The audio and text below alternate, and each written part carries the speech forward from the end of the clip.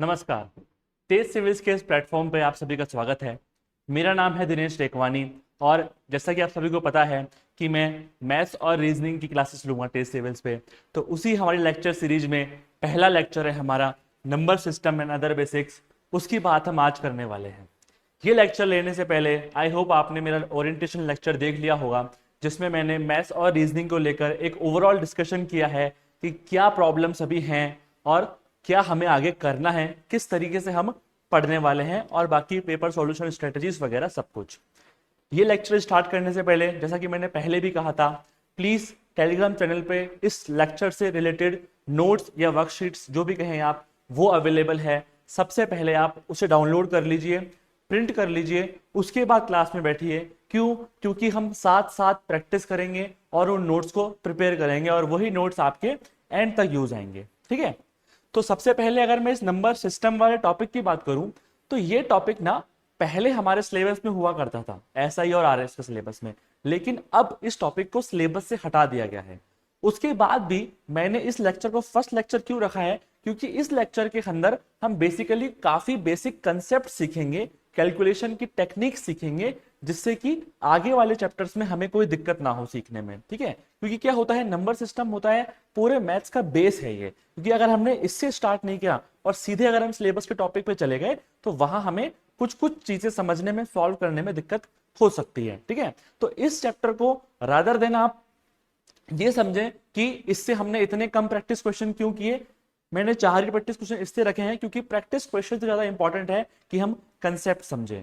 Plus साथ में हम इस चैप्टर को इसलिए भी समझ रहे हैं क्योंकि आरपीएससी का कोई भरोसा नहीं है कि पुराने सिलेबस के टॉपिक पे कोई बेसिक सा सवाल वो पूछ ले। इसलिए हमें सेफ यही रहेगा कि हम पहले से ही सब कुछ प्रिपेयर करके चलें। तो ठीक है, अब हम चालू करते हैं इसको। ठीक है? अब सबसे पहले जो हम शुरू कर रहे हैं वो शुरू कर रहे हैं टाइप्स ऑफ नंबर से। ठीक है? अब टाइप्स ऑफ नंबर से शुरू इसलिए कर रहे हैं क्योंकि सबसे पहले हमें पता होना चाहिए कि अगर किसी क्वेश्चन में वो लिख दे कि नेचुरल नंबर, या वो लिख दे होल नंबर, यानी वो लिख दे प्राकृतिक संख्या या पूर्ण संख्या, तो हमें उसका मतलब तो पता होना चाहिए ना कि वो किस डायमेंशन में सवाल पूछ रहा है, उस सवाल के लिमिट्स क्या हैं। जब तक हम इन नंबर्स को अच्छी तरीके से नहीं समझेंगे तो हम उस चीज को नहीं कर पाएंगे। तो शुरू करते हैं सबसे पहले नेचुरल नंबर से। ठीक है? अब प्राकृतिक संख्याएं नेचुरल नंबर क्या होती हैं? तो सबसे पहले सिंपल बात समझो, जब आपको घर वालों ने सबसे पहले काउंटिंग सिखाई थी तो कैसे काउंटिंग बोलना सिखाई थी? 1 2 3 4 5 6 7 8 ऐसे सिखाई थी ना? क्या घर वालों ने ऐसे बोला था जीरो से बोलो भाई, 0 1 2 3 4? नहीं, ऐसे तो नहीं बोला था। इसका मतलब क्या है? जो नेचर ने हमें सिखाया है, हमारी फैमिली ने हमें सिखाया है, वही नंबर क्या है? नेचुरल नंबर है। 1 से स्टार्ट होते हैं, इसमें 0 नहीं आता है। 1 2 3 4 से लेकर इंफिनिटी तक। पहली चीज क्या? नेचुरल नंबर के अंदर 0 नहीं आता, ये याद रखना है। दूसरी बात क्या? नेचुरल नंबर के अंदर जो पॉइंट वाले फिगर होते हैं ना, जैसे 6.5 7.2, ये भी नहीं आता। सिर्फ पूरे पूरे नंबर आते हैं 1 2 3 4 5। सिंपल याद कर लो, घर वालों ने जैसे काउंटिंग सिखाई थी वैसे। घर वालों ने ऐसे नहीं बोला 1 1.1 1.2, ऐसे नहीं सिखाई ना, सीधे सिखाई है 1 2 3 4। ठीक है? तो यानी कि पहली बात, 0 नहीं आता, पॉइंट वाली चीजें नहीं आती, और फ्रैक्शन में यानी भिन्न में अगर कोई चीज है जो सॉल्व नहीं हो रही है, यानी 3/4 पूरी तरीके से सॉल्व नहीं होता ना, तो भिन्न में अगर कोई चीज है तो वो भी नेचुरल नंबर में नहीं आता। ठीक है? फर्स्ट चीज समझ में आ गई, नेचुरल नंबर क्या होता है। किसी भी क्वेश्चन में अगर बीच में लिखा हुआ आ जाएगा कि नेचुरल नंबर से आपको कंडीशन बनानी है तो आपको समझ में आ गया, ठीक है, मुझे 1 से स्टार्ट करना है और पॉइंट वाली चीज नहीं लेनी, फ्रैक्शन वाली चीज नहीं लेनी। सेकंड चीज है होल नंबर। सिंपल सी बात, क्या? नेचुरल नंबर के अंदर हमारा इंडिया का दिया हुआ 0 जोड़ लो, बन जाएगा होल नंबर। ठीक है? सिंपल सा डिफरेंस है सिर्फ नेचुरल नंबर और होल नंबर, यानी कि प्राकृतिक संख्या और पूर्ण संख्या में सिर्फ इतना अंतर है कि नेचुरल नंबर प्लस 0 कर दो, होल नंबर हो जाएगा। यानी इसके अंदर भी ये पॉइंट वाले और ये फ्रैक्शन वाली चीजें नहीं आएंगी। होल नंबर यानी पूरा है, पूर्ण है, इसलिए इसके अंदर भी ये चीजें नहीं आएंगी। लेकिन माइनस वाली चीजें अभी भी नहीं आई। नेचुरल नंबर के अंदर भी 0 और माइनस नहीं है, होल नंबर के अंदर भी, होल नंबर के अंदर 0 तो है लेकिन माइनस नहीं है। ठीक है? अब हम आगे बढ़ते हैं इंटीजर्स पे। इंटीजर्स में सिंपल सा डिफरेंस क्या है? यानी कि पूर्ण संख्या और पूर्णांक संख्या में छोटा सा अंतर यह है कि जहां पूर्ण संख्या 0 से लेकर प्लस इंफिनिटी तक है, वहीं जो पूर्णांक संख्या है यानी जो इंटीजर्स है वो 0 से लेकर नेगेटिव यानी -1 -2 -3 भी शामिल हो जाएगा पूर्णांक संख्याओं के अंदर और माइनस इंफिनिटी तक ये चली जाएंगी, ठीक है, यानी माइनस इंफिनिटी से लेकर प्लस इंफिनिटी तक और बीच में जीरो आ रहा है। लेकिन अभी भी पूर्णांक संख्याओं यानी इंटीजर्स के अंदर भी पॉइंट वाली चीजें और फ्रैक्शन वाली चीजें नहीं आई हैं, ठीक है। तो इंटीजर्स के अंदर भी पॉइंट वाली चीजें और फ्रैक्शन वाली चीजें नहीं आती, माइनस इंफिनिटी प्लस इंफिनिटी। पर क्या ये रियलिटी है? जी नहीं, ये रियलिटी तो नहीं है। रियलिटी के अंदर तो पॉइंट वाली चीजें भी मैथ्स में यूज आती हैं और आपके फ्रैक्शन वाली चीजें भी यूज आती हैं। तो ठीक है, रियल नंबर्स का मतलब क्या है? रियल नंबर्स का मतलब वही है कि सब कुछ इसके अंदर शामिल हो जाएगा, पॉइंट वाले भी, जीरो भी, 1 से लेकर इंफिनिटी तक भी और माइनस वाले भी, ठीक है। तो वो रियल नंबर में आ जाएगा, ठीक है। आपको ज्यादा इससे डीप में नहीं जाना है कि रियल नंबर के एक्सेप्शंस कौन कौन से हैं, उसमें नहीं जाना, इतना काम नहीं आएगा। बस केवल ये चार जो है इतना पता होना चाहिए कि नेचुरल नंबर क्या, 1 से लेकर इंफिनिटी तक, जो हमें नेचर ने सिखाया, जो हमें घर वालों ने सिखाया, नेचुरल नंबर। होल नंबर क्या? नेचुरल नंबर में जीरो ऐड कर दो। इंटीजर्स यानी कि पूर्णांक क्या, जो पूर्ण संख्या थी इसमें नेगेटिव वाले भी ऐड कर दो। लेकिन इन तीनों के अंदर फ्रैक्शन वाले और पॉइंट वाले शामिल नहीं है। रियल नंबर्स क्या? जो रियलिटी को बताते हैं, वास्तविकता को बताते हैं, यानी कि पॉइंट वाले भी शामिल हो गए, माइनस वाले भी, प्लस वाले भी, जीरो भी, सब कुछ शामिल हो गया, ठीक है। अब ये इस टाइप का नंबर। अब एक और जो इन सब की जो सीरीज थी उनसे अलग है, वो है प्राइमरी नंबर या फिर अभाज्य संख्याएं। अब ये अभाज्य संख्याएं क्या होती हैं? आई होप आप सभी ने बचपन में तो पढ़ा ही होगा, पर फिर से एक बार रिकॉल कर लेते हैं। प्राइमरी नंबर्स क्या होते हैं या अभाज्य संख्या क्या होती हैं? ऐसी संख्या जिसके अंदर केवल एक का और स्वयं का, यानी कि उसका खुद का और सिर्फ एक का ही भाग जाए, पूरा पूरा भाग जाए, वो संख्या क्या होती है? अभाज्य संख्या होती है। मतलब केवल एक का भाग जाएगा और खुद का भाग जाएगा, इसी के अलावा किसी का भी भाग प्राइमरी संख्या में, सॉरी प्राइमरी कह रहा हूं, हाँ प्राइमरी संख्या यानी अभाज्य संख्या के अंदर किसी और का डिवाइड नहीं जाता, सिर्फ एक का जाता है, खुद का जाता है। एग्जांपल्स क्या है? 2, 3, 5, 7, 11, 13 एंड सो ऑन। अब देखो जैसे आप 11 उठा लो तो 11 में 1 का डिवाइड जाएगा और 11 का जाएगा, इसके अलावा किसी का डिवाइड नहीं जाएगा, 2, 3, 4 किसी का नहीं जाएगा। अब एक और इंटरेस्टिंग फैक्ट जो है समझना चाहिए आपको, वो है 2 के बारे में। देखो 2 जो है it's the only prime number that is even number, यानी कि 2 जो है एकमात्र अभाज्य संख्या है जो कि एक सम संख्या भी है। क्यों? क्योंकि इसके आगे जितनी भी सम संख्या है, 4, 6, 8, 10, ये सभी क्या होती हैं? 2 से विभाज्य होती हैं, डिवाइजेबल बाय 2 होती हैं। तो ये अभाज्य संख्या रही नहीं, क्योंकि अभाज्य संख्या रूल क्या है? खुद से डिवाइड और 1 से डिवाइड। तो ये फैक्ट भी आपको याद रखना है। हो सकता है कहीं घूम फिर के ये फैक्ट यूज आ जाए कहीं पर कि 2 जो है एकमात्र सम संख्या है जो कि अभाज्य संख्या भी है, ठीक है। ये सब समझ में आ गया होगा, बहुत ही बेसिक चीजें थी। आगे चलते हैं, ठीक है। अब नेक्स्ट चीज क्या है कि हमें डिविजिबिलिटी टेस्ट यानी कि विभाज्यता का जो नियम है ये पता होना चाहिए। इसका मतलब ये होता है कि कोई जो संख्या है उसको हम देखकर शॉर्ट ट्रिक से ही बता दें कि ये 2 से विभाजित होगी या नहीं होगी, 3 से होगी या नहीं होगी, 4 से होगी या नहीं होगी। ऐसे करके हमने 12 तक जिन जिनका विभाज्यता रूल है हमारे पास उनका हमने ले रखा है। तो समझते हैं, सबसे पहले हम क्या करेंगे, जिनका विभाज्यता जो रूल है वो सिमिलर सा है उनको एक साथ समझेंगे। तो हम सबसे पहले उठा लेते हैं 2 को, 4 को और 8 को। देखो ठीक है, 2, 4 और 8 इनका विभाज्यता का नियम क्या है? किसी भी संख्या है, कोई बड़ी संख्या आपको दी हुई है, उसका इकाई का अंक अगर 0, 2, 4, 6 या 8 है, ठीक है, इकाई का अंक अगर 0, 2, 4, 6 या 8 है, सिर्फ इकाई का एक अंक, तो वो संख्या क्या हो जाएगी? 2 से विभाज्य हो जाएगी। सबको पता है, बहुत नॉर्मल सी बात है, ठीक है। आगे चलते हैं 4 पे। जैसे हम 4 पे आएंगे तो एक स्टेप आगे बढ़ जाओ, यानी कि हमें क्या करना है? अब इकाई के 2 अंक देखने हैं। कोई भी अगर संख्या दी हुई है उसके इकाई के 2 अंक देखने हैं, अगर वो 2 अंक 4 से विभाज्य है तो संख्या भी 4 से विभाज्य होगी। मतलब क्या है? जैसे कि 6, 2, 3, 5, 4, 6, 2, 4, मान लो इतना बड़ा नंबर है और आपको ये चेक करना है कि ये 4 से डिवाइजेबल है या नहीं है।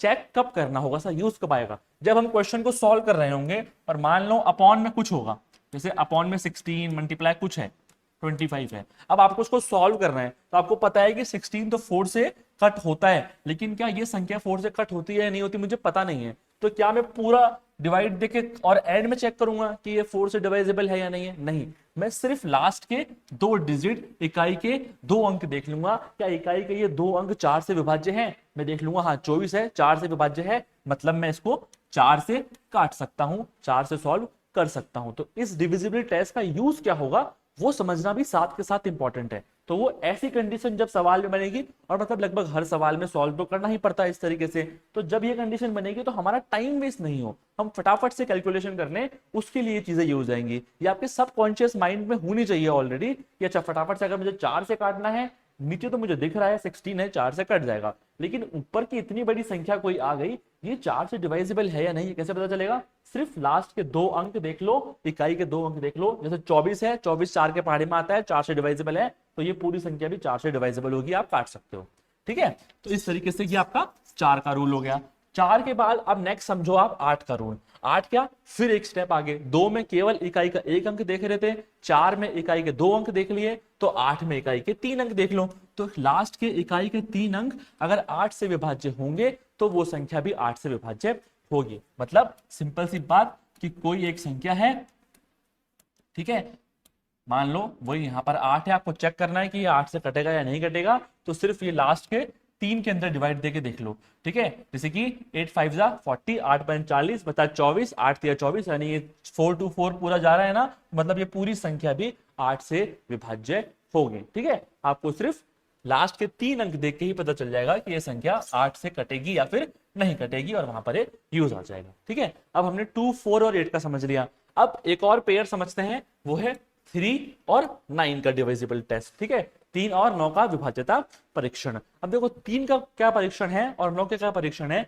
कि जो भी आपको संख्या दी हुई है, जो भी आपको संख्या दी हुई है, उसके जो अंक है ना, उसको जोड़ लो आप। ठीक है, उस संख्या के अंकों को जोड़ लो, और जोड़ने के बाद जो नंबर आपके पास आया, अगर वो नंबर 3 से डिवाइजेबल है तो वो संख्या 3 से डिवाइजेबल होगी, पूरी संख्या भी 3 से डिवाइजेबल होगी। सिमिलरली अगर जोड़ने के बाद जो संख्या आई, वो संख्या अगर 9 से डिवाइजेबल है तो वो पूरी संख्या जो हमने जिसके अंक जोड़े थे ना, वो पूरी संख्या भी 9 से डिवाइजेबल होगी। मतलब क्या? मतलब ये मान लीजिए ये कोई नंबर है, ठीक है, अब आपको ये चेक करना है कि ये नंबर जो है 3 से या 9 से डिवाइजेबल है या नहीं है। तो क्या करना है, जो इसके अंक है जैसे कि 6 3 2 5 2, इनको जोड़ लो। 6 + 3 9, 9 + 2 11, 11 + 5 16, 16 + 2 18, यानी जोड़ने पे क्या आया?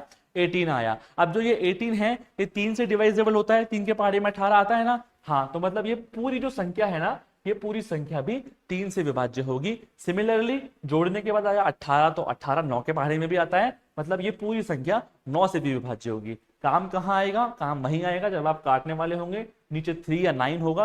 अगर आपको ऊपर वाली संख्या का पता करना है कि ये 3 या 9 से कटेगी या नहीं कटेगी, फटाफट से उसके अंक जोड़ लो और देख लो 3 या 9 से विभाज्य हो रही है या नहीं हो रही है। ठीक है, एकदम सिंपल, समझ में आ गया होगा।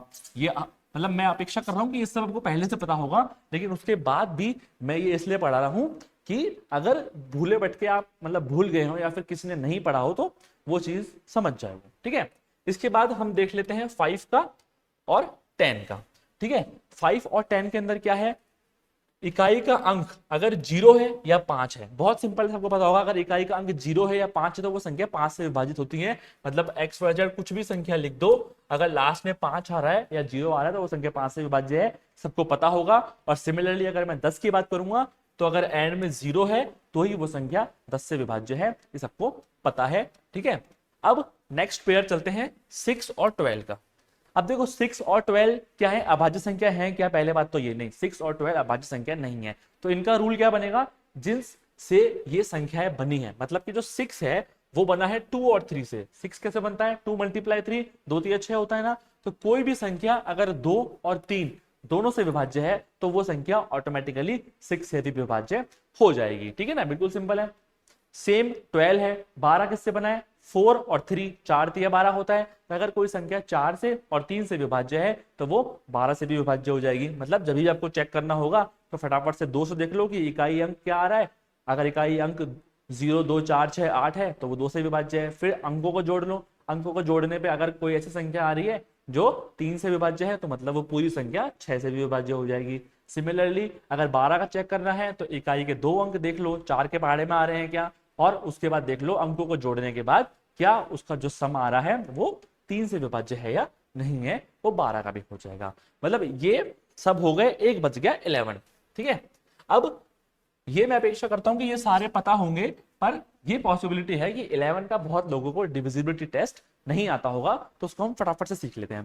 देखो 11 के अंदर हमें करना क्या होता है, 11 के अंदर अगर कोई संख्या दी हुई है, उस संख्या के विषम स्थान पर स्थित अंकों उसको जोड़ लेंगे और सम स्थान पर स्थित अंकों उसको जोड़ लेंगे। इन दोनों सम्स जो हमारे पास आए उसका डिफरेंस निकाल लेंगे। अगर वो डिफरेंस 0 है या 11 के टेबल में आ रहा है तो मतलब वो 11 से विभाज्य होगा। मतलब क्या, एग्जाम्पल से फटाफट समझ जाओगे। जैसे मान लो ये एग्जाम्पल है आपका 11231444। अब मैंने क्या बोला, विषम स्थान पर स्थित अंकों को जोड़ लो। विषम स्थान मतलब क्या, फर्स्ट नंबर पे 4 लिखा है, ठीक है, एक छोड़ दो, 4 + 1 5, 5 + 2 7, 7 + 1 8। यानी विषम स्थान मतलब क्या है, first, third, fifth, seventh number पे जो अंक लिखा है वो विषम स्थान पे है। आप सिंपल सोच लो, विषम सम छोड़ो, आपको तो एक छोड़ के एक जोड़ना है, ठीक है, अल्टरनेटिवली जोड़ना है। तो 4, 4 और 1 5, 5 2 7, 7 और 1 8। सिमिलरली अब यहां से शुरू करो, 4 और 3 7, 7 और 1 8। यहां पर भी आया 8, यहां पे भी आया 8। अब जो दो सम आए इसमें एक दूसरे से माइनस कर दो, आया 0। अगर माइनस करने पे 0 आ रहा है या फिर ऐसी कोई संख्या आ रही है जो कि 11 से डिवाइजेबल है, जैसे 11, 22, 33, 44, मतलब वो पूरी संख्या भी 11 से विभाज्य होगी।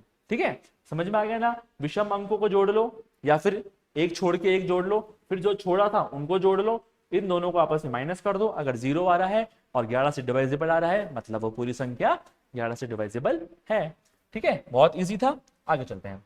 अब इसके बाद जो हमने डिविजिबिलिटी टेस्ट सीख, वो हमने कंसेप्ट पढ़ लिया, इस पे एक आधा क्वेश्चन कर लेते हैं जिससे कि और समझ आपकी क्लियर हो जाएगी। ठीक है, सवाल यह है कि 8 अंकों की एक संख्या है 4252746 बी, लास्ट में उसने अंक नहीं दिया, बी दे दिया।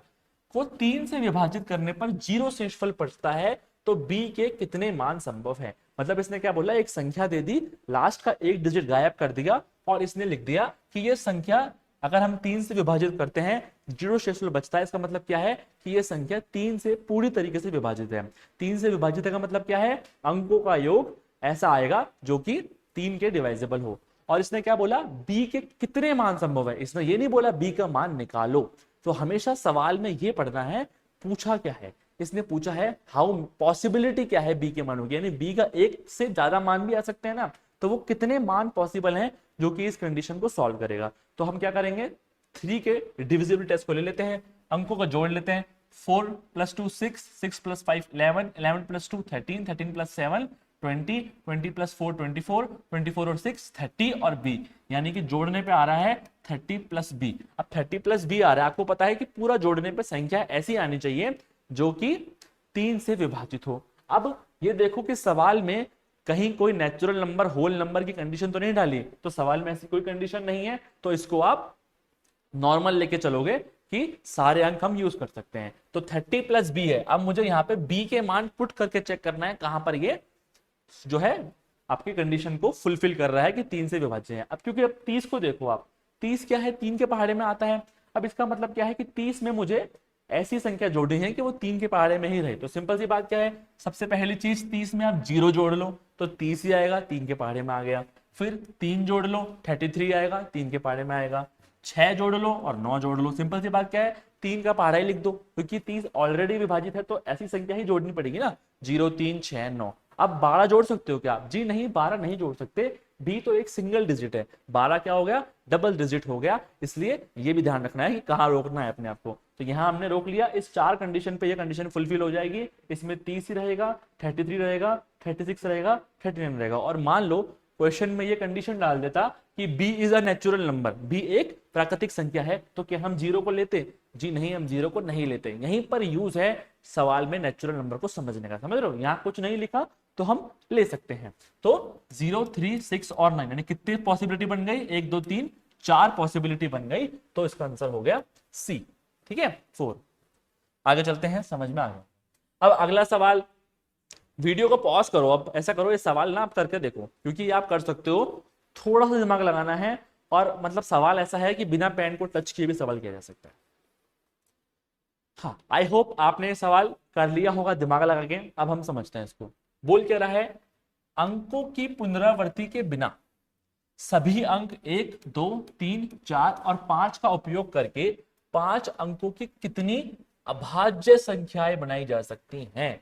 सबसे पहले क्वेश्चन में कंडीशन देखनी है कि अंकों की पुनरावृत्ति नहीं करनी, अंकों का दोबारा से यूज नहीं करना, एक अंक का आप एक बार यूज कर सकते हो और आपको 5 ही अंक दिए हुए हैं, 1 2 3 4 टोटल 5 अंक दिए हुए हैं और आपको 5 अंकों की ही संख्या बनानी है। और संख्या कैसी बनानी है?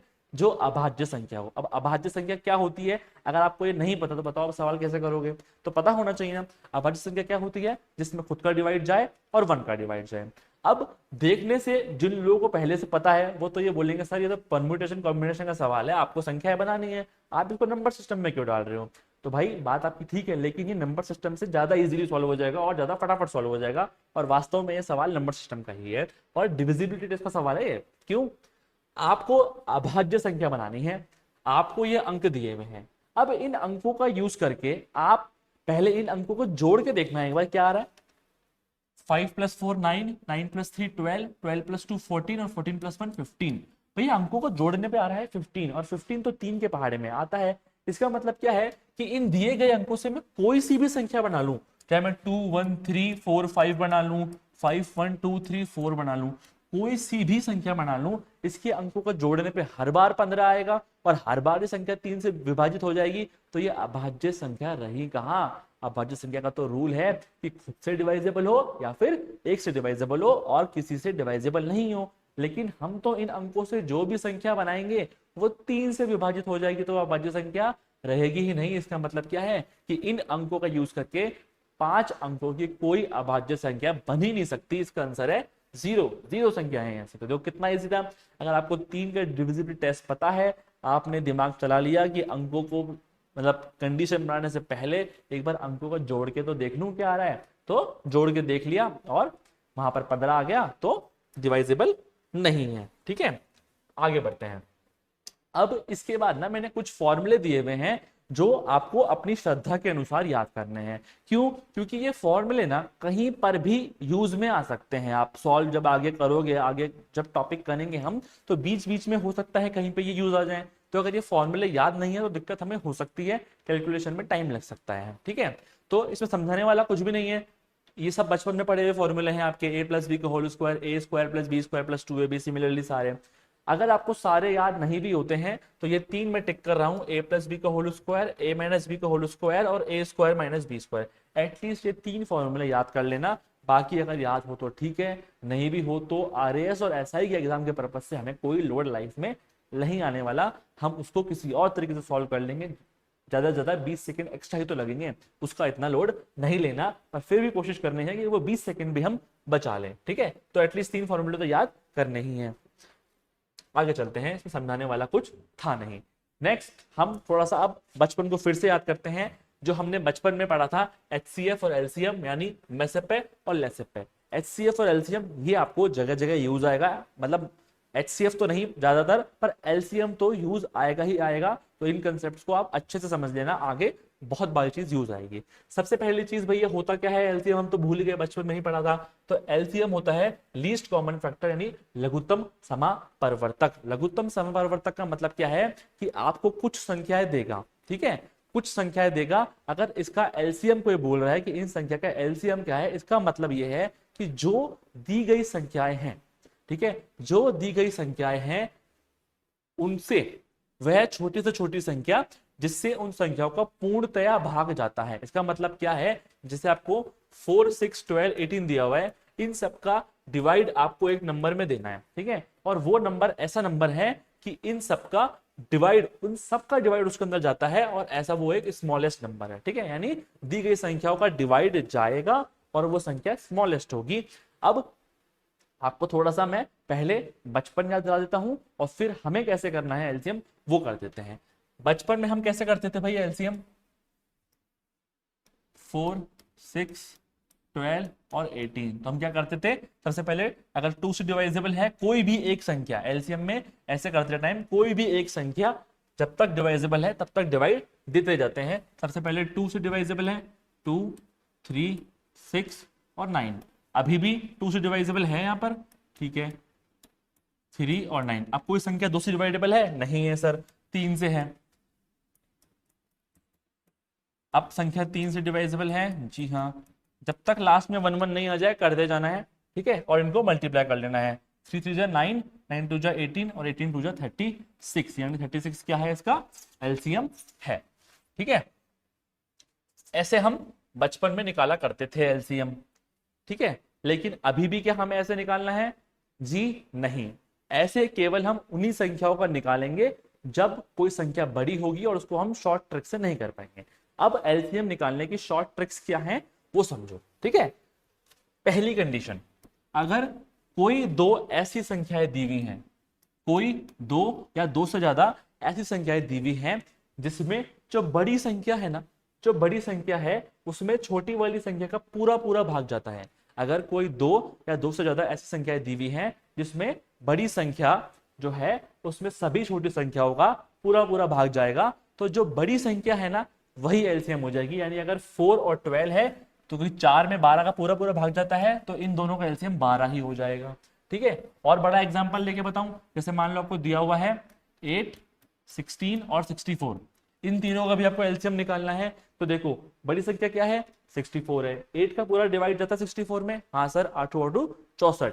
16 का पूरा भाग जाता है क्या? हाँ 16 का भी पूरा भाग जाता है, 16 चौक 64। इसका मतलब क्या है कि ये 64 ही एलसीएम है। ठीक है, तो कहीं भी एग्जाम में आपको एलसीएम निकालना होगा। एलसीएम कब निकालना पड़ता है? कभी जैसे अपॉन में चीजें होती हैं कुछ भी, ठीक है, इनको जोड़ना होता है, तो इनको जोड़ने के लिए एलसीएम निकालते हैं ना, तो ऐसा करके निकालेंगे नहीं हम, तो शॉर्ट ट्रिक से जहां निकल जाएगा इजीली वहां हम निकाल लेंगे। इसके अलावा भी बहुत जगह ये यूज आता है और डायरेक्ट भी इसके क्वेश्चन होते हैं, वो भी हम एक दो करेंगे। तो पहला कंसेप्ट समझ में आ गया। पहला कंसेप्ट ये कि बड़ी संख्या में अगर सभी छोटी संख्याओं का डिवाइड जा रहा है तो वो बड़ी संख्या ही एलसीएम हो गई, पहली चीज हो गई। दूसरा जो कंसेप्ट है वो ये है कि मान लो कोई दो ऐसी संख्याएं दी हुई हैं आपको, दो या दो से ज्यादा ऐसी संख्याएं दी हुई हैं जिसका कोई कॉमन फैक्टर नहीं है। कॉमन फैक्टर नहीं होने का मतलब क्या है वो समझो।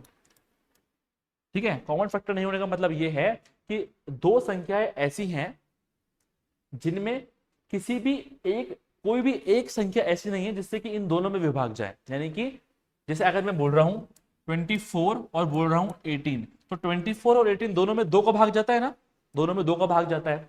ठीक है, लेकिन जब मैं बोल रहा हूं 7 और 18, क्या कोई ऐसा नंबर है एक के अलावा जिसमें इन दोनों का भाग जाए? नहीं, ऐसा कोई नंबर नहीं है, मतलब इनका कोई कॉमन फैक्टर नहीं है। या फिर और आसान भाषा में समझो कि जब हम काटते हैं ना, तो अगर ऐसा कोई नंबर नहीं है कि जिससे हम दोनों को काट सकें, ठीक है, तो ऐसी कंडीशन के अंदर क्या करना होता है एलसीएम निकालने के लिए? जो ये दो संख्या है ना, इन दोनों को आपस में मल्टीप्लाई कर दो। जैसे कि 18 और 7 है, तो 18 और 7 को आपस में कर दो मल्टीप्लाई। 18 पंजा 90, 18 से 108, 18 से 126, तो 126 इनका एलसीएम हो जाएगा। ठीक है, डायरेक्टली मल्टीप्लाई करके भी निकल सकता है। अब जैसे इसमें तीन संख्याओं का एग्जांपल देता हूं आपको। जैसे मान लो एक दिया हुआ है 6, ठीक है, एक आपको दिया हुआ है 11 और एक आपको दिया हुआ है 17। अब कोई ऐसी संख्या है ही नहीं जिसमें इन तीनों का भाग जाता हो, कोई कॉमन फैक्टर नहीं है इन तीनों का, तो क्या कर देंगे? इन तीनों को आपस में मल्टीप्लाई कर देंगे तो इनका एलसीएम निकल जाएगा। ये दो कंडीशंस तो सब बच्चों को याद रखनी है क्योंकि आसान चीजें हैं, देख के ही पता पड़ जाती है। तीसरी कंडीशन समझना, थोड़ा सा ध्यान लगा के समझोगे, आराम से समझोगे। ठीक है, जैसे कि 4 है और 6 है। अब 4 और 6 का मुझे मान लो एलसीएम निकालना है, तो 4 और 6 में पहली बात तो ये है कि बड़ी संख्या में छोटी संख्या का पूरा भाग नहीं जा रहा, यानी पहला मेथड फेल। सेकंड मेथड, कोई कॉमन फैक्टर नहीं है, नहीं कॉमन फैक्टर तो है, 2 का भाग इन दोनों में जाता है, यानी दोनों मैटर हमारे फेल हो गए, दोनों कंडीशन फेल हो गई। तीसरी कंडीशन में क्या करना है? अगर कॉमन फैक्टर है तो कैसे निकालना है? जो आपकी बड़ी संख्या है, जो आपकी बड़ी संख्या है उसका पहाड़ा बोलते जाओ, जो आपकी बड़ी संख्या है उसका पहाड़ा बोलते जाओ। जैसे कि 6 में, अब 6 में अगला क्या आएगा? 6 2 जा 12, 6 दूनी 12। अब उस पहाड़े बोलते बोलते एक एक अंक को चेक करो, क्या वो छोटे वाले से डिवाइजेबल है? 6 दूनी 12, 12 के अंदर 4 का भाग जाता है? जी हाँ, 4 का भाग जाता है। इसका मतलब क्या हो गया? इन दोनों का एलसीएम हो गया 12। यानी बड़ी वाली संख्या का पहाड़ा बोलते जाओ और इस पहाड़े में जहां ही आपको ऐसा नंबर मिल जाए जो कि छोटी वाली संख्या से पूरी तरह से विभाजित है, वही इन दोनों का एलसीएम है। ठीक है, जैसे कि अब मैं आपको 3 अंक लेके बता देता हूं। जैसे मान लो 4, आप ये एग्जांपल ले लेते, चलो 4, 6, 12 और 18, 4 अंक ले लेते हैं। जब भी 4 अंक आए ना, तो आप ऐसा करना कि अगर कोई 2 का एलसीएम निकल रहा है तो पहले वो निकाल दो। जैसे मान लो 4 और 12 का एलसीएम निकल रहा है इजीली, कि 4 से 12 पूरा पूरा भाग जाता है, तो इन दोनों का हो गया 12। सिमिलरली 6 और 18 का देखो, 6 3 18 होता है, बड़ी संख्या में छोटी का विभाग ज्यादा यानी हो गया 18। अब हमें 12 और 18 का निकालना है, ठीक है, 12 और 18 का निकालना है नेक्स्ट स्टेप में। तो 12 और 18 में कॉमन फैक्टर है ना, कॉमन फैक्टर है, इसका मतलब ये है कि एक तो 18 में 12 का पूरा भाग भी नहीं जा रहा और 12 और 18 में कॉमन फैक्टर है, तो हमें क्या करना है, बड़ी संख्या 18 को उठाना है, 18 का पहाड़ा बोलना है। 18 एकम 18, 18 दूनी 36, क्या 36 में 12 का भाग जाता है? जी हाँ, 12 का भाग जाता है, 12 तिया 36, तो यानी इन दोनों का एलसीएम क्या हो गया? 36। और अगर आपको याद होगा जब हमने निकाला था तो भी हमारा क्या आया था? 36 ही आया था। तो कुल मिलाकर क्या है, एलसीएम के ये 3 शॉर्ट तरीके आपको याद रखने हैं, जहां पर इजीली इनसे इन 3 शॉर्ट तरीकों से एलसीएम निकल रहा होता है, उसको ऐसे ही निकालना है। जहां पर कुछ बड़ी संख्या है अजीब सी 52, 57, मतलब जिनको निकालना थोड़ा मुश्किल है, ठीक है, तो उसमें इसमें नहीं पढ़ेंगे क्योंकि गलती होने की संभावना हो सकती है। खास करके तीसरे मेथड में गलती होने की संभावना ज्यादा होती है कि आप उनका पहाड़ा बोलकर अच्छे से रिलेट नहीं कर पाए। तो अगर आपको दिक्कत होती है तो कोई बात नहीं, ऐसे करके एलसीएम निकाल लेना, ठीक है, पर कोशिश यही करनी है कि हम शॉर्ट ट्रिक से करें, ठीक है। एलसीएम समझ में आ गया। अब समझते हैं एचसीएफ। एचसीएफ क्या होता है? हाईएस्ट कॉमन फैक्टर या फिर ग्रेटेस्ट कॉमन डिविजर, महत्तम समपरिवर्तक, मतलब वह बड़ी से बड़ी संख्या जिससे दी गई सभी संख्याएं पूर्णतया विभाजित हो। मतलब क्या कि कुछ संख्याएं आपको दी हुई होंगी, वो बड़ी से बड़ी संख्या जिसका भाग इन सब में जाता हो। मतलब एलसीएम में तो क्या किया था हमने, इन सब से डिवाइड दिया था और वो छोटी से छोटी संख्या निकाली थी। लेकिन एचसीएफ में क्या होता है, एक संख्या होगी उससे इन सब में भाग देंगे और वो क्या होगी, बड़ी से बड़ी संख्या होगी, ठीक है, वो होता है आपका एचसीएफ। अब एचसीएफ कैसे निकालते हैं? तो बचपन में तो हमने ऐसा करा था कि एक एक नंबर का हम ऐसे करके निकालते थे, फिर जो जो कॉमन होते थे उनको गोला मार देते थे। लेकिन ये तो बहुत ही लंबा मेथड है, इसका थोड़ा सा छोटा मेथड समझ लो आप, ठीक है, एचसीएफ निकालने का। जैसे हम एलसीएम निकालते ना, लिखना वैसे ही है, 4, 6, 12 और 18, और इस बार हम निकाल रहे हैं एचसीएफ, लेकिन लिखेंगे ऐसे ही। एलसीएम में हम क्या करते थे, किसी भी एक नंबर से भी, किसी भी एक नंबर से भी अगर वो 2, 3 से डिवाइजेबल है तो हम यहाँ डिवाइड देते थे। लेकिन एचसीएफ जब हम निकाल रहे होंगे तो हम यहाँ पे वो ही नंबर लिखेंगे जिससे ये सारे विभाजित हो रहे हो। क्यों? क्योंकि हमारा रूल क्या था, वह बड़ी से बड़ी संख्या जिससे पूर्णतया ये सारी संख्या विभाजित हो, तो केवल सारी संख्या विभाजित हो रही हो वही नंबर यहाँ पे लिखेंगे। जैसे 4, 6, 12, 18, ये 2 से सब डिवाइजेबल है ना, ये आ गया 2, 3, 6 और 9। अब देखो 2, 3, 6, 9, कोई ऐसा नंबर है कि जिसमें इन सबका डिवाइड जाता हो? नहीं, क्योंकि 2 में केवल 2 का जाएगा और 6 का जाएगा, 3 और 9 में नहीं जाएगा। 3 के अंदर 3, 6, 9 तो जाएगा पर 2 रह जाएगा। तो कोई भी एक नंबर अगर बच गया तो हमें आगे नहीं बढ़ना है, बस यही आपका क्या हो जाएगा, एचसीएफ हो जाएगा। या फिर जितने भी यहाँ पर नंबर आएंगे उन सबको मल्टीप्लाई कर देंगे, जैसे करते हैं हम एलसीएम में, सिमिलर तरीका, यानी कि यही आपका दो ही इनका एचसीएफ है। समझ में आ रहा है? करना क्या है, एलसीएम वाला तरीका करना है, लेकिन लिखना वही नंबर है जिनसे ये सब विभाजित होते हो, ठीक है। तो एचसीएफ और एलसीएम का बेसिक समझ में आ गया होगा। अब एक आधा क्वेश्चन कर लेते हैं कि चलो उससे पहले एक और चीज समझ लेते हैं एलसीएम एचसीएफ में, एक और नहीं दो चीज समझ लेते हैं, ठीक है। मान लो कोई दो नंबर है ए और बी, ठीक है, और इन दो नंबर का एक एचसीएफ है एक एलसीएम है। तो जो ये चार चर हमारे पास आए ना, number A, number B, HCF और एलसीएम, इनमें क्या रिलेशन होता है? इनमें ये रिलेशन होता है HCF multiply LCM is equals to A multiply B, ठीक है। अगर कोई दो नंबर है तो उन दो नंबर को मल्टीप्लाई कर लो आपस में और उनके एचसीएफ एलसीएम मल्टीप्लाई कर लो आपस में, वो इक्वल रहते हैं। जैसे मान लो 4 है और 6 है, इन दोनों का जब एलसीएम निकालेंगे तो क्या आएगा 12 और एचसीएफ निकालेंगे तो आएगा 2। तो देखो 6 4 जा 24 और 12 2 जा भी 24, ये रिलेशन है। ये कहीं आपको ऐसे काम आ सकता है कि डायरेक्ट क्वेश्चन आ जाए, आपको एक संख्या का एचसीएफ दे दें, संख्याएं दे दें, या फिर एक संख्या गायब कर दें, मान लो आपको सिर्फ बी का मान दे दें, एचसीएफ दे दें, एलसीएम दे दें, ए निकालना है, तो इस फॉर्मूले से आप निकाल सकते हो, ठीक है। हल्का सा याद रखना है, क्या पता कभी यूज आ जाए तो, ठीक है। इसके अलावा एक और चीज समझ लेते हैं कि अगर फ्रैक्शंस यानी कि भिन्न का, कभी आपको भिन्न का एचसीएफ एलसीएम निकालना हो तो वो कैसे निकालते हैं? भिन्न मतलब क्या होता है? जैसे 6/7, 7/3, ऐसे कोई संख्या है, इन दो संख्याओं का एलसीएम बोल दे आपको, तो कैसे निकालते हैं? तो ऐसे निकालते हैं कि जो चीज आपसे पूछी है, ठीक है, अगर फ्रैक्शंस है उसका एचसीएफ पूछा है तो हमें अंशों का एचसीएफ निकालना है और हरों का एलसीएम निकालना है। यानी जो चीज पूछी वो चीज ऊपर। अगर एचसीएफ पूछा है फ्रैक्शन का तो ऊपर वाले नंबर यानी अंश यानी न्यूमरेटर्स का हम क्या करेंगे, एचसीएफ निकालेंगे, और नीचे जो बच गया वो नीचे वाले नंबरों का एलसीएम निकालेंगे। सिमिलरली अगर एलसीएम पूछा है तो इसका उल्टा कर दो, एलसीएम पूछा है तो ऊपर वाले नंबर यानी अंश वालों का एलसीएम निकाल दो, हर वालों का एचसीएफ निकाल दो। ठीक है, LCM of numerator HCF of denominator.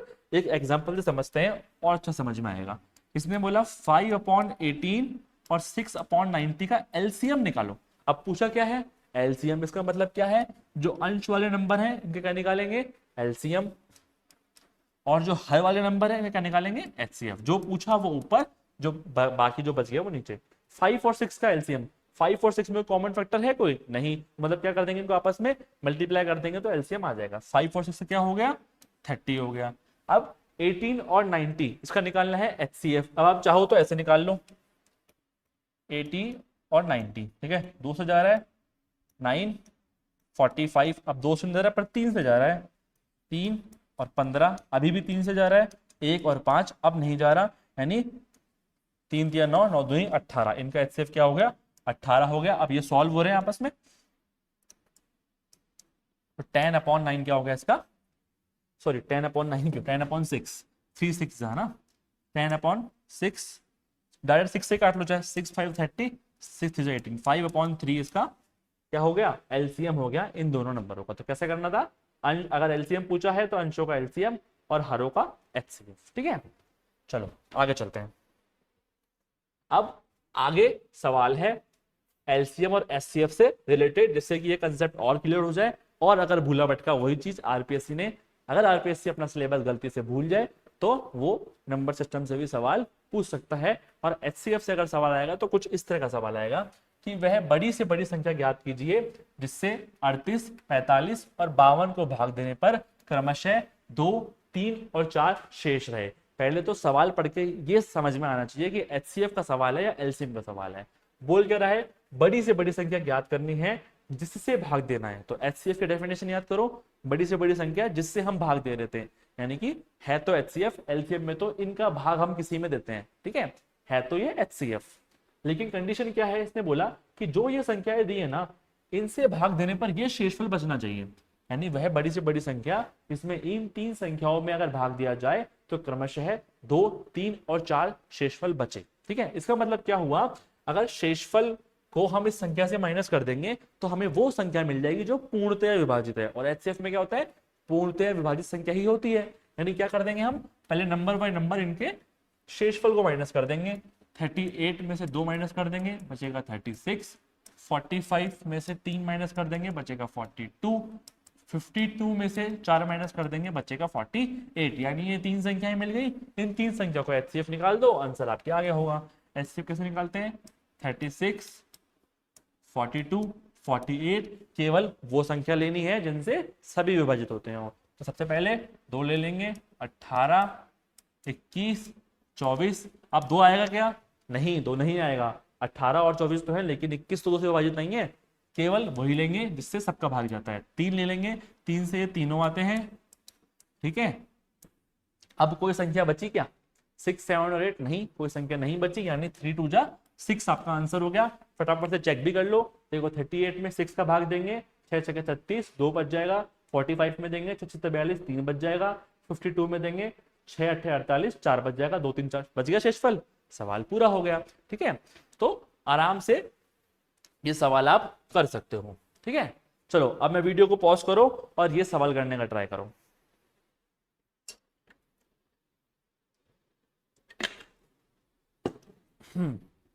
I hope आपने ये सवाल करने का ट्राई किया होगा। अब हम समझते हैं इसको, वह छोटी से छोटी संख्या क्या होगी जिसको 24, 32, 42 से भाग देने पर प्रत्येक दशा में 5 शेषफल बचे। अब क्या बोल रहा है, जो नंबर दिए हुए हैं जिसको, यानी वो छोटी संख्या निकालनी है जिसको इससे भाग देंगे, यानी जो नंबर दिए हुए हैं इनसे भाग देना है, और छोटी से छोटी संख्या है, मतलब ये सवाल है एलसीएम का। ठीक है, एलसीएम की डेफिनेशन जो थी, दी गई संख्याओं से हम भाग देंगे, सबका भाग जाना चाहिए और वो संख्या छोटी छोटी होनी चाहिए। लेकिन कंडीशन क्या लगा रहा है कि प्रत्येक दशा में शेषफल 5 बचना चाहिए। तो अब मुझे एक बात बताओ, पहले एचसीएफ में तो क्या हो रहा था कि उन जो संख्या है उसका अलग अलग शेषफल दिया हुआ था और आपको वो मिनिमम संख्या पूछी थी, तो आपने क्या करा, पहले हर एक संख्या में से शेषफल माइनस कर दिया, उसके बाद एलसीएम निकाल दिया। लेकिन एलसीएम के सवाल में ना इसका जस्ट उल्टा होगा। क्यों होगा जस्ट उल्टा? पहले आप एलसीएम निकालोगे फिर शेषफल को जोड़ोगे, तभी तो ऐसा होगा कि प्रत्येक दशा में वो 5 5 ऐड होगा, ठीक है ना। यानी जो संख्याएं दी हुई हैं पहले इनका एलसीएम निकालेंगे, फिर उसके अंदर क्या करेंगे, जो शेषफल की कंडीशन दी हुई है वो ऐड करेंगे, ठीक है। दिया हुआ है आपको 24, 32 और 42। अब हम निकाल रहे हैं एलसीएम, यानी वो नंबर लेंगे जो किसी एक से भी डिविजिबल हो जाए। पहले तो 2 ले लेंगे, ठीक है। अब आप क्या 3 लेंगे? नहीं, अभी भी 2 ही लेंगे क्योंकि हम एलसीएम कर रहे हैं, ठीक है। एलसीएम कर रहे हैं हम, तो किसी एक में भी जब तक विभाग जाएगा जब तक हम देते जाएंगे। अभी भी 2 ही चलेगा, ठीक है, अभी भी 2 चलेगा। अब आ जाएगा 3 क्योंकि अब कोई बचा नहीं है ऐसा, और अब आ जाएगा 7, 1 1 1 आ गए। अब कर देते हैं मल्टीप्लाई, 7 3 जा 21, 21 2 जा 42, 42 2 जा 84 और 2 2 जा 4, 4 2 जा 8। अब इनको कर दो आपस में मल्टीप्लाई, 84 मल्टीप्लाई 8। देखो इसमें भी देखो तरीका है दिमाग लगाने का, कि आप पूरे एक साथ करोगे दिमाग में दिक्कत हो सकती है, तो वहां अपने आप को रोक दो जहां वो संख्या 100 से नीचे है, 100 से ऊपर ज्यादा रोक दो अपने आप को।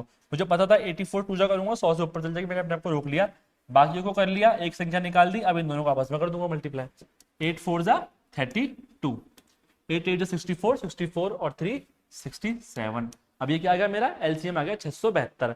अब मुझे क्या करना है, इसमें 5 जोड़ना है, तो इसमें 5 जोड़ देते हैं, शेषफल 5 जोड़ दिया, 677 आपका आंसर आ गया, ठीक है। बिल्कुल सिंपल था, यानी 3 संख्याएं, एस संख्या निकालनी है, भाग देने पर प्रत्येक दशा में 5 शेषफल बचे, मिनिमम संख्या निकालनी है, तो क्या करना है, एलसीएम प्लस 5। आगे चलते हैं। अब जो नंबर सिस्टम से बेसिक्स थे वो लगभग हमारे पूरे हो गए हैं, प्रैक्टिस क्वेश्चन आ गए हैं। प्रैक्टिस क्वेश्चन आते ही हमारा तरीका क्या रहेगा, आपको वीडियो को पॉज करना है, क्वेश्चन करने का ट्राई करना है, उसके बाद वीडियो को प्ले करना है और सॉल्यूशन उसका देखना है। ऐसा करोगे तभी आपका थॉट प्रोसेस सुधरेगा, ठीक है। तो आप वीडियो को पॉज करो और क्वेश्चन करने का ट्राई करो। आई होप आपने वीडियो को पॉज कर क्वेश्चन किया होगा। जैसा हमने क्वेश्चन अभी सॉल्व किया लगभग वैसा ही सवाल है, एक कंडीशन दे दी बस केवल, वो क्या, इसने ऐसे बोला कि 1000 से बड़ी वह लघुत्तम संख्या कौन सी है जिसे 6, 9, 12, 15 और 18 में से किसी एक से भी विभाजित करें तो शेषफल 3 ही बचे। अब आपको पढ़ के ही समझ में आ गया, सवाल तो है सर एलसीएम का, अभी क्या है 1 मिनट पहले सवाल कि इन सभी संख्याओं का डिवाइड दे रहे हैं और प्रत्येक दशा में शेषफल 3 बचना चाहिए, ऐसी लघुत्तम संख्या मिनिमम संख्या निकालो। लेकिन इसने एक कंडीशन डाल दी, 1000 से बड़ी संख्या होनी चाहिए। ठीक है चलो 1000 से बड़ी कैसे निकालेंगे वो भी देख लेंगे, पहले ऐसा करते हैं हम एलसीएम निकाल लेते हैं। सबसे पहले हमने इनका एलसीएम निकाल लिया, 6, 9, 12, 15 और 18, ठीक है। आप चाहो तो शॉर्ट ट्रिक से भी निकाल सकते हो इसका, ठीक है, लेकिन अभी चलो शॉर्ट ट्रिक से निकाल के देखते हैं, है ना। अब देखो 6 और 12, 9 और 18, 6 और 12 का एलसीएम 12 क्योंकि बड़ी संख्या छोटे में डिवाइड जा रहा है, 9 और 18 का एलसीएम 18 और 15 बच गया आपका। अब क्या करना है आपको, जो बड़ी संख्या है उसको, तीन तीनों में कॉमन फैक्टर 3 आ रहा है, तो बड़ी संख्या को उठाओ, इसका पहाड़ा बोलते जाओ, 18, 36, 36 में 12 का हो जाता है पर 15 का नहीं जाता, नहीं जाता भाई, 18, 54 नहीं जा रहा, 72, 18 पंजे 90, 90 में जाएगा क्या 15 का, हाँ 15 का तो जाएगा, 12 का जाएगा नहीं, 72 में 12 का जा रहा था पर 15 का नहीं जा रहा था। आगे बढ़ते हैं 108, 108 में चेक करो भाई, एक सेकेंड ये हमने सही लिखा है क्या 15, एक सेकेंड 6, 9, 12, 15, 18 में से किसी भी एक से विभाजित करें तो रहेगा 18, 36, 54, 72।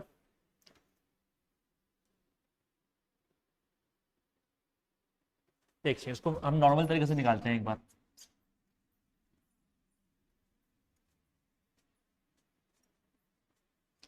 हम्म 6, 9, 12, 15, 18 डिवाइड, रिमाइंडर 3 आना चाहिए,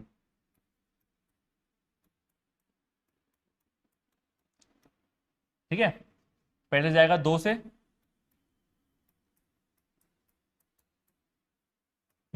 अभी भी जा रहा है 2 से,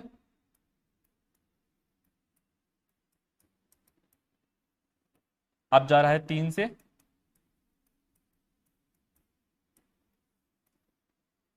अभी भी जा रहा है 3 से, और सॉरी 1 आएगा, अब जा रहा है 5 से। ठीक है, 5 3 जा 15, 15 3 जा 5 3 जा 15, 15 3 जा 45, 45 2 जा 90, और 90 2 जा 180। ठीक है,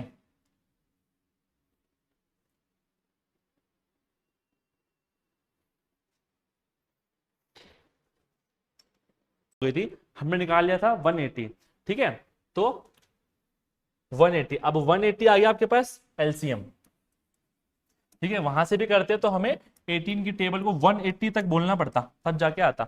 इसलिए कई बार क्या होता है, जब जब ज्यादा संख्या है और बड़ी संख्या हो तो ऐसे कर लेने में टाइम बच भी जाता है। ठीक है, तो यानी कि आपको ये तरीका तभी अपनाना है जब संख्याएं छोटी हो या कम हो। ठीक है, अब 180 आ गया एलसीएम आपका, लेकिन मुझे संख्या चाहिए 1000 से बड़ी। ठीक है, 1000 से बड़ी अगर संख्या चाहिए तो क्या करना होगा मुझे, जो मेरा ये एलसीएम आया है 180, अब 180 का पहाड़ा बोलना है आपको, और 1000 से बड़ी संख्या आते ही स्टॉप हो जाना है, तभी तो वो संख्या मिलेगी ना आपको जिसमें इन सब का भी डिवाइड ज्यादा होगा। ठीक है, तो 180 है, यहाँ पे 0 है, तो तरीका क्या है, सिंपल है, 18 का पहाड़ा बोल देते हैं हम।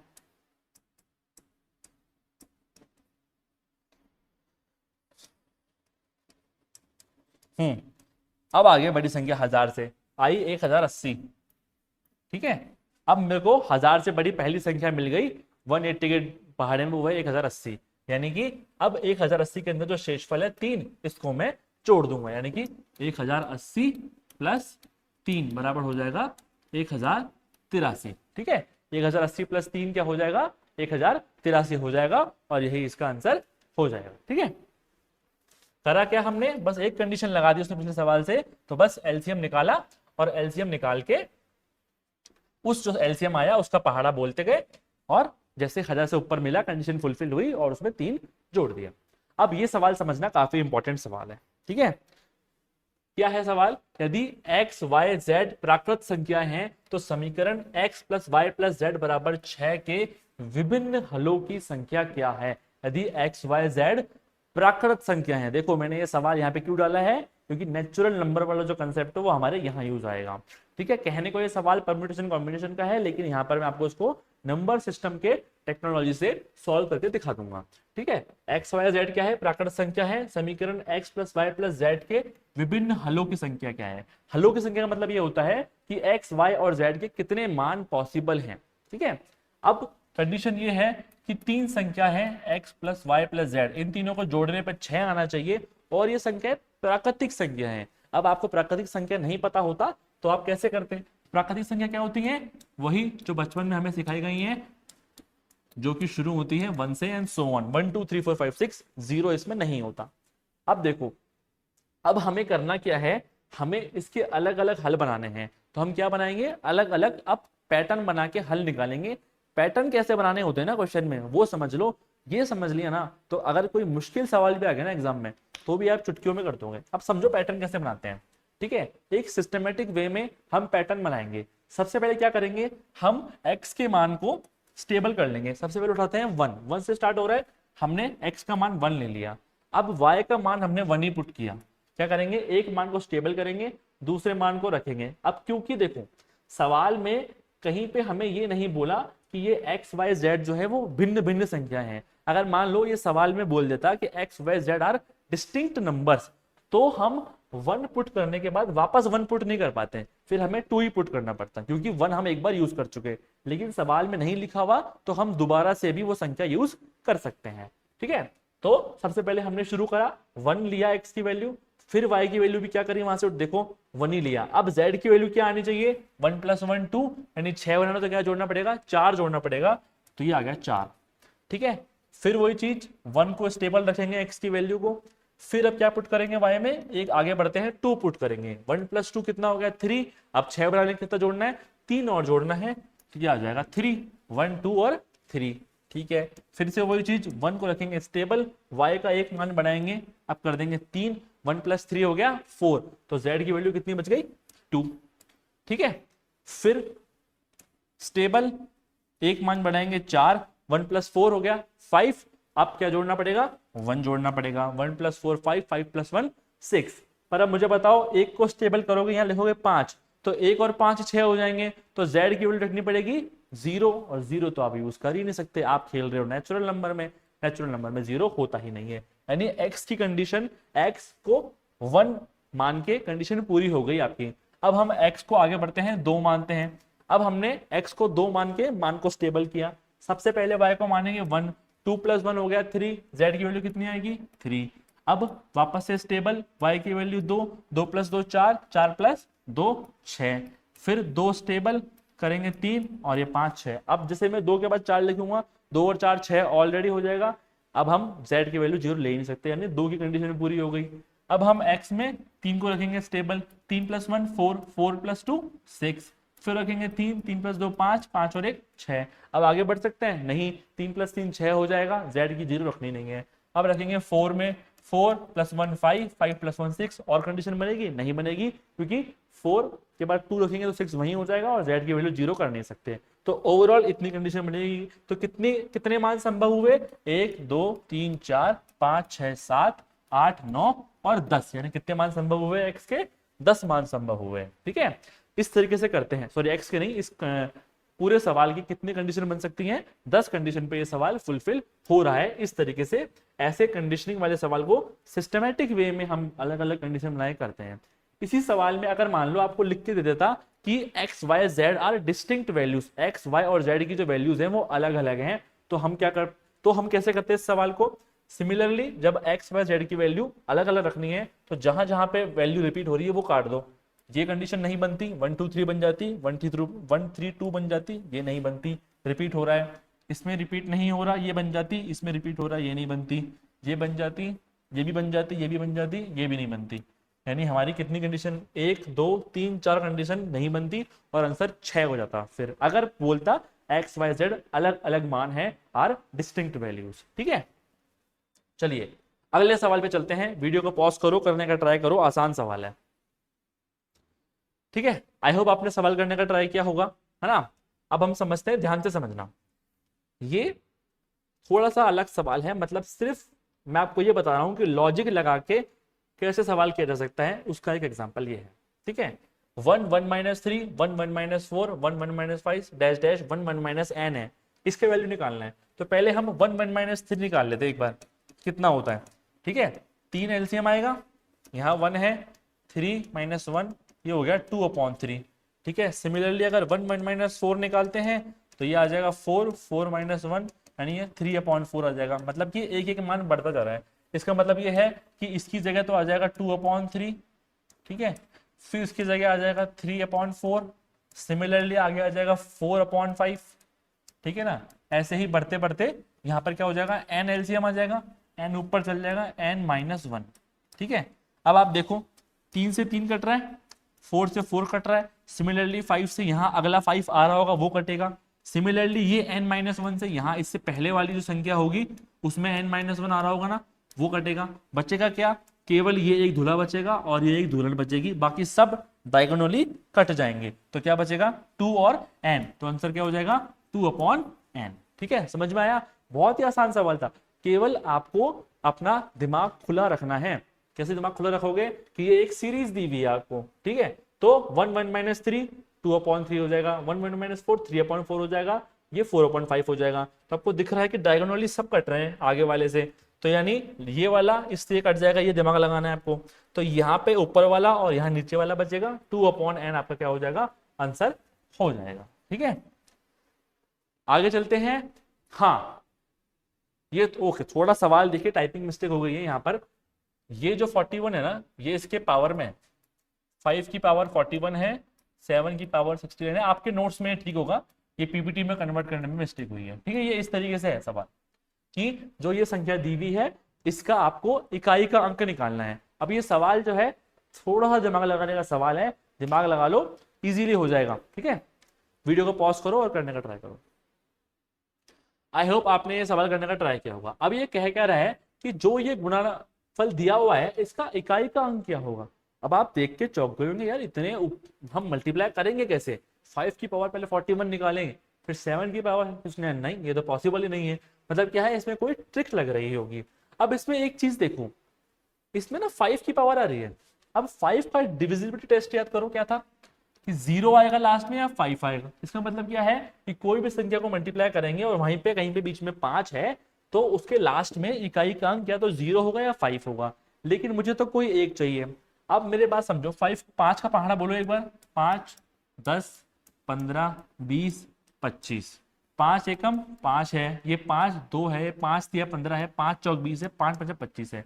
अब एक ट्रेंड देखो आप, जहां पर ये सम संख्या से मल्टीप्लाई होता है वहां पे 0 आता है, जहां 5 विषम संख्या से मल्टीप्लाई होता है वहां एंड में 5 आता है। ठीक है, ये समझ में आ गया कि जहां भी जो 5 है वो सम संख्या से मल्टीप्लाई होगा तो 0 आएगा, विषम संख्या से मल्टीप्लाई होगा तो 5 आएगा। अब यहाँ 5 किससे मल्टीप्लाई हो रहा है, 7 की पावर से और 3 की पावर से। 7 और 3 दोनों क्या है, विषम संख्या है। इसका मतलब क्या है, जब हम 5 को विषम संख्याओं से मल्टीप्लाई करेंगे तो क्या आएगा भैया, 5 ही तो आएगा एंड में, यानी इसका जो इकाई का अंक आएगा वो 5 आएगा। ठीक है, तो ये सब सवाल जो है समझने के हैं। अब देखो बहुत अच्छा क्या हुआ है कि नंबर सिस्टम हमारे सिलेबस से हट गया है, वरना नंबर सिस्टम में इतने तरीके के सवाल बनते हैं कि अगर मैं 25 प्रैक्टिस क्वेश्चन भी करवा दूं तो भी आरपीएससी के पास स्कोप है कि वो 26वें तरीके का नया सवाल पूछ लेगा। तो ये बहुत मतलब कॉन्ग्रेचुलेशन वाली बात है कि हमारा 30% सिलेबस कम हो गया सिर्फ एक टॉपिक के हटने से। इसलिए मैंने केवल 4 ही सवाल कराए हैं कि बस आपको बेसिक क्लियर हो जाए, कुछ अटपटा सवाल फिर आउट ऑफ सिलेबस सवाल भी आरपीएससी पूछ ले तो भी आप लोग कर पाओ। ठीक है, तो नंबर सिस्टम का टॉपिक यहाँ पे खत्म होता है। हाँ, एक और चीज मैं आपको इंसिस्ट करूंगा, अगर आप में से कोई भी यहाँ पर तेज सिविल्स में ऑफलाइन आकर पढ़ना चाहता है तो बिल्कुल आ सकता है। आपके साथ आप कमेंट बॉक्स में बता दीजिएगा कि अगर आप ऑफलाइन आकर ये मैथ्स की क्लास लेना चाहते हैं, क्योंकि अगर आप ऑफलाइन आओगे तो आपको ज्यादा बेनिफिट होगा। यहाँ मेरे सामने बैठ के आप सवाल कर सकते हो और कुछ डाउट होगा तो तुरंत की तुरंत पूछ भी सकते हो। ठीक है, तो अगर कोई ऑफलाइन आना चाहता है तो वो कमेंट बॉक्स में बता दे या फिर टेलीग्राम पे कांटेक्ट कर ले या मोबाइल नंबर पे कांटेक्ट कर ले, तो आपको हम क्लास का टाइमिंग शेयर कर देंगे कि किस समय मैं क्लास ले रहा हूँ। उस समय आप आके यहाँ पर ऑफलाइन भी बैठ सकते हैं गोपालपुरा पे जयपुर के अंदर। ठीक है, तो आई होप आपको नंबर सिस्टम का टॉपिक समझ में आया होगा। ठीक है, इसके आगे जो टॉपिक करेंगे उसमें प्रैक्टिस क्वेश्चन की संख्या बढ़ेगी और आपको और कंफर्टेबिलिटी धीरे धीरे मैथ्स और रीजनिंग के साथ होती जाएगी। तो thank you so much for watching the class. और आगे जिन भी लोगों को आपको लगता है कि मैथ्स रीजनिंग पढ़ना चाहते हैं उन तक ये क्लासेस शेयर कीजिए। ठीक है, और तेज सिविल्स का जो ये फ्री इनिशिएटिव है इसका लाभ ज्यादा से ज्यादा लोगों तक पहुंचाइए। Thank you so much for watching the class.